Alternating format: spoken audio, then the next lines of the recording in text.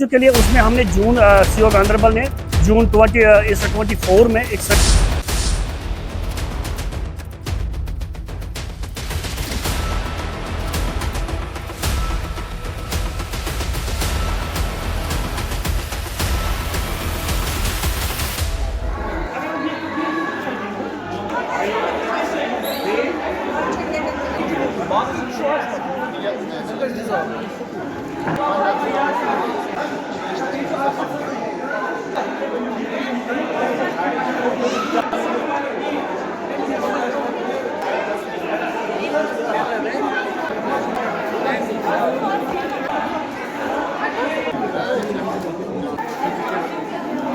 मैं एक पेरेंट हूँ। मेरा एक अपना बच्चा है डिसेबिलिटी में। मैं यहाँ उस दिन आता हूँ जब प्रोग्राम होता है, जब हमें फ़ोन करते हैं, चाहे 6 महीने में करते हैं या 8 महीने में करते हैं, तब हमें पता चलता है। फिर हम यहाँ आते हैं और यहाँ ये रिफ्रेशमेंट वगैरह होता है और कुछ नहीं होता है। प्रोग्राम ये अच्छा है, लेकिन जो प्रोग्राम में होना चाहिए वो नहीं हो रहा है।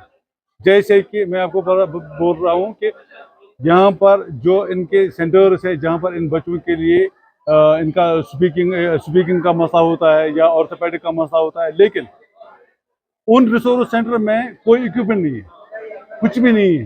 जब हम वहाँ जाते हैं, वहाँ पर टीचर्स बैठे, वो बेचारे क्या करेंगे?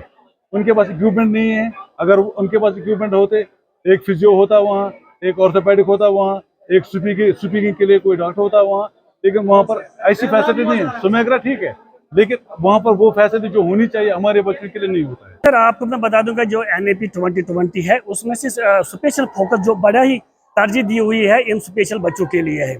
स्पेशल बच्चों के लिए उसमें हमने जून सीओ गांधरबल ने जून 24 में एक सर्वे किया हुआ है, जिसमें हमें अराउंड 800 CWSN बच्चे आइडेंटिफाई हुए हैं। आइडेंटिफिकेशन सर्वे होने के बाद आज इन बच्चों को यहाँ पे बुलाया गया है। एक इनिशिएटिव लिया है डायरेक्टर समग्रा ने इन कोलैबोरेशन विद अलिम्को कानपुर। ये यहाँ पे आते हैं कि और यहाँ पे आके ये क्या करते हैं, इन बच्चों की असेसमेंट करते हैं। असेसमेंट इसलिए करते हैं कि किस बच्चे को क्या एडिसेंट अप्लायंसेस की जरूरत है। आज का जो ये कैंप हुआ है, लास्ट ईयर जो हमारा, मैं आपको बता दूं सर, कल हरिगनवन में, परसों हरिगनवन में हो गया है, कंगन में हो गया है, और आज गांधरबल में तकरीबन 450 बच्चों को यहाँ पे असेसमेंट हो गए। लेकिन 450 के बच्चों सबको ये नहीं मिलेगा एडिसेंट अप्लायंसेस।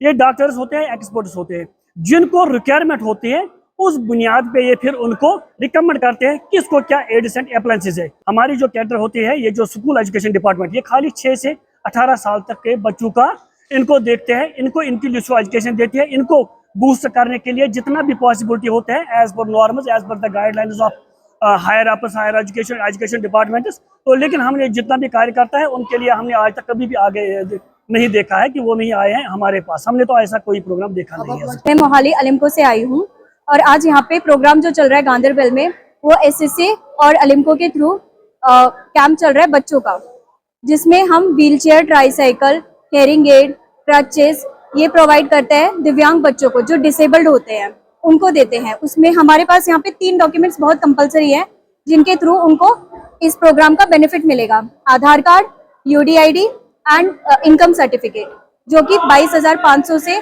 कम होना चाहिए मंथली। SSA के थ्रू में हम साथ में मिलके उनके साथ में करते हैं और सारी चीजें पहुंचती है टाइम टू टाइम पे, और कैंप लगते रहते हैं। ये जो नेशनल एजुकेशन पॉलिसी 2020 है, उसमें इंक्लूसिव एजुकेशन जो है, इस पर खास ध्यान दिया गया है। तो इंक्लूसिव एजुकेशन के अंदर हमारे जो चिल्ड्रन विद स्पेशल नीड्स हैं, उनका खास ध्यान रखने का प्रोविज़न है। उनको क्लासरूम में बाकी बच्चों के साथ जो है एक इंक्लूसिव तरीके से एजुकेशन देनी होती है। तो लेकिन उसके साथ साथ उनका फिजिकल जो चैलेंजेस हैं, डिसेबिलिटीज़ हैं, उनका भी हमें ध्यान रखना होता है। और ये जो डिसेबिलिटी है उसी के अनुसार मेजरमेंट और असेसमेंट की जा रही है।